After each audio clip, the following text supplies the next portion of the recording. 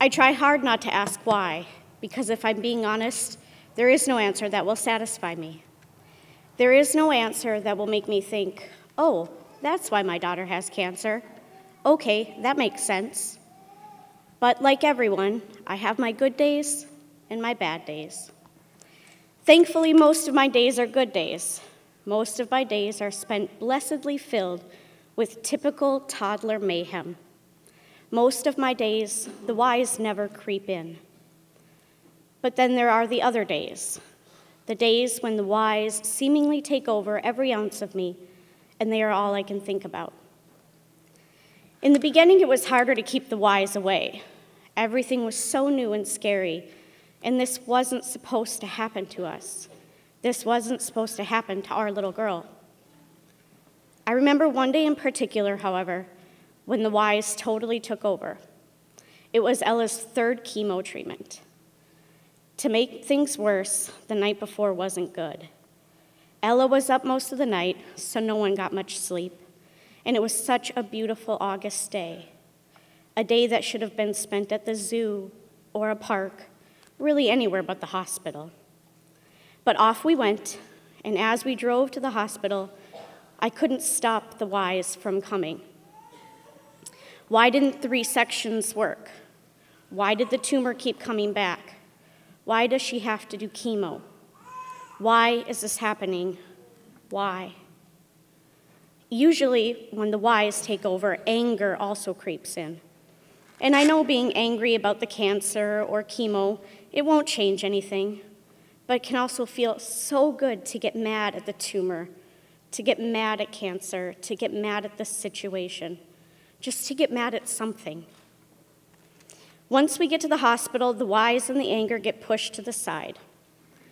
During the appointment, I focus on Ella and make sure she's not scared and knows that she's going to be okay.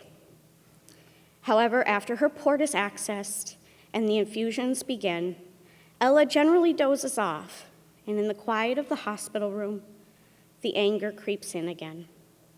The chemo is right there, hanging on an IV pole just a few feet from me. And in the beginning, I often found myself staring at it. Sometimes I would mentally send a lot of bad words to it, or imagine there was a way I could secretly dump it down the sink and no one would know. And other times I found myself wishing I had laser beam eyes and could destroy it just by staring at it. But of course, the bad words don't make it go away. I don't dump it down the sink, and I don't have laser beam eyes.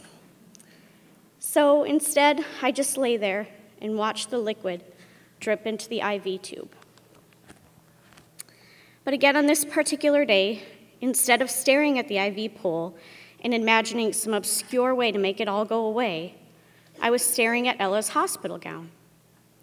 And right there, right before my eyes, was hope or wisdom, inspiration. I don't really know what to call it, but it was right there on her hospital gown. You see, I noticed a quote swirled around in the design of the gown. The quote read, "Sometimes one little star is enough to take you past your wildest dreams." I read it over and over and over again. And each time I read it, the anger slipped away, and it felt like a weight was lifted off of me. Instead of a scowl, a smile spread across my face, and I felt content. Here we were, Ella and I, all cuddled in bed together, and I realized this is exactly where we need to be.